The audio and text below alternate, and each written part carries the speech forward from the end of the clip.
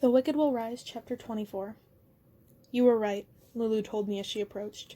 The rest of her monkey guard was hanging back, watching silently. You told me we couldn't just sit up in the trees, waiting for bad things to come to us. We'd been ignoring the rest of Oz for too long, and now looked what happened. When I heard there was trouble afoot in the city, this seemed like the best place to come. I had a feeling you'd turn up sooner or later. I guess you choose later. What happened to Mombi? Knox cut in. Is she there too? Nope, Lulu said. She disappeared from her quarters last night. Don't know where she got herself to, but there's no time to worry about that. What happened to the city? I asked. Where is everyone? Lulu let out a cackle. Everyone? Everyone left, I figure, or at least everyone who hadn't left when you and yours attacked this place. With Dorothy gone and the city ruined, wasn't much reason to stick around, and it's not safe here. Doesn't feel right. There's something going on in the palace. Something rottener than week old herring. I can see that, I said. I don't know what it's all about, but I've sent in 3 separate patrols to check it out, last I've seen of any of them. But we have seen a few signs of life. My ears perked up. Who? I asked. Who's been through here? Dorothy and Glinda passed through a few hours ago, zipped right over the top of the yellow brick wall in a pink soap bubble. Not quite as impressive as blowing the whole thing to smithereens, of course. My stomach dropped as I looked around for signs for them. Where did they go? I asked. We have to find them, now. Lulu bared her teeth and narrowed her eyes. Honey, don't I know it, she said.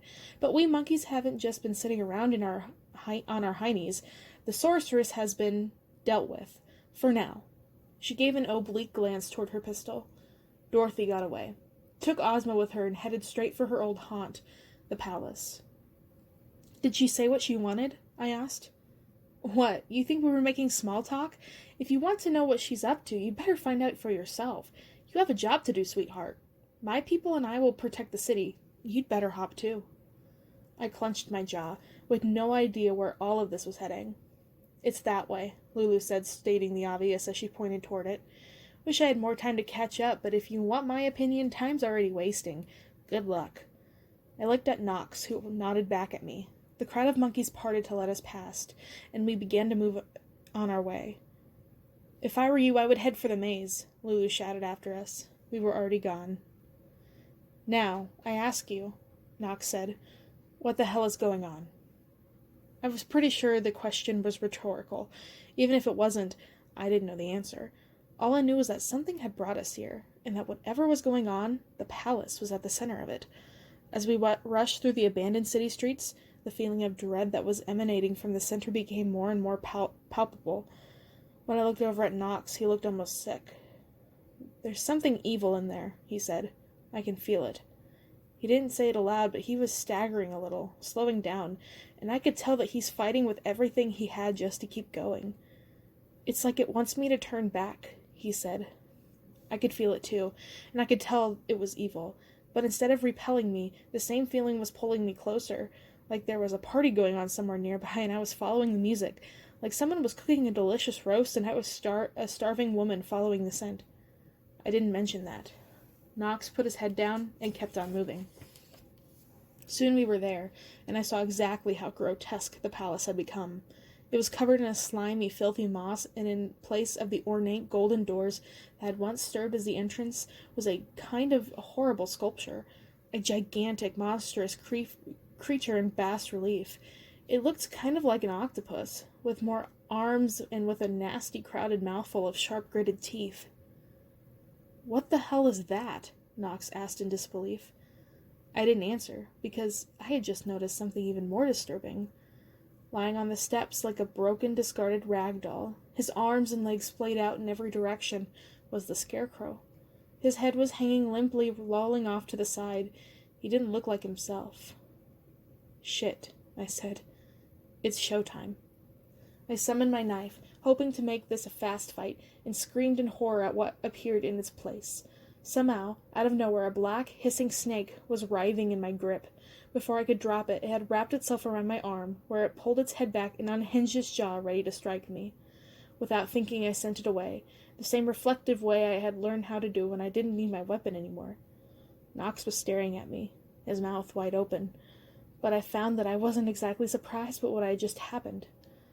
It's this place, I said. The evil in here. It's screwing with everything. We didn't have the luxury to puzzle through it any more than that, because the Scarecrow was now moving. He sat up and looked at me with his painted-on little eyes and gave a weak grimace. "Hello there," he said, without any of the sinister menace I was used to from him. Instead, he sounded like someone's weird, only slightly creepy uncle. "Do I know you?" I saw immediately that there was something wrong with him, but it took a moment longer to see exactly what it was. Then it dawned on me. His head looked misshapen and oddly deflated, like there was something missing from it. I was pretty sure I knew what that something was. Without my knife to rely on, I felt a little bit unprepared, but I had other weapons to work with.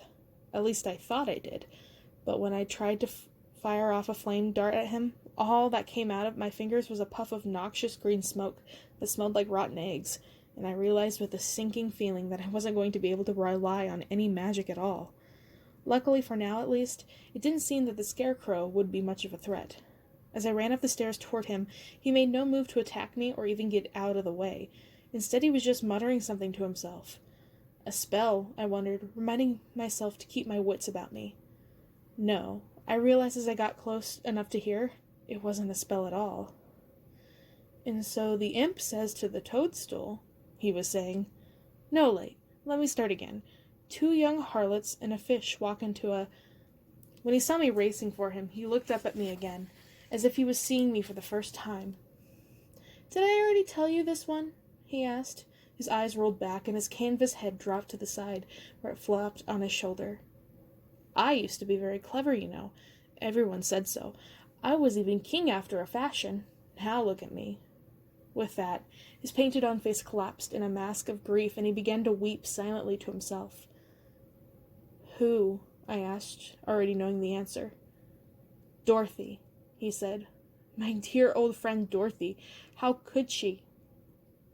It was pathetic to see him, the cruelest and most terrifying of Dorothy's companions, in such a state, and I didn't feel sorry for him. How could I? I grabbed him around the throat and picked him up, squeezing tight. His cross-stitched mouth let out a gurgling sound as he gulped for air. I squeezed harder and then harder as he let out a gurgling noise. He flailed his stuffed arms, but didn't really resist. If anything, he looked relieved. Then finally, his eyes popped open and gave a final high-pitched whimper as his stuffed body went completely limp.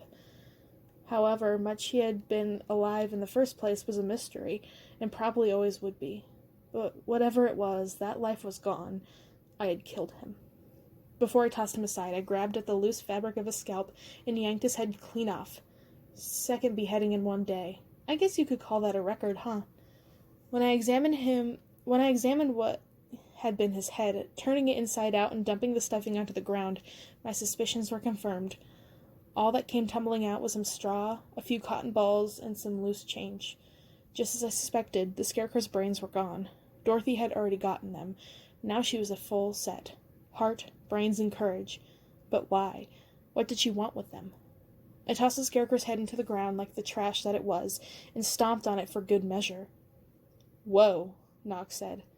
At first I thought he was reacting to yet another act of brazen cruelty from me, but then he put a finger to his lips and said, "Listen." I didn't hear it at first, but in the distance, from deep in the palace, I detected a rumbling sound. The ground beneath my feet began to shake, and as it did, the octopus statue before us came to life. Its arms began to wriggle, and its eyes began to glow with a nasty green light. Suddenly its mouth slid open, revealing an entryway just big enough to step through. I glanced sidelong at Knox. I've never seen him look so terrified. "I guess we can take that as an invitation," I said.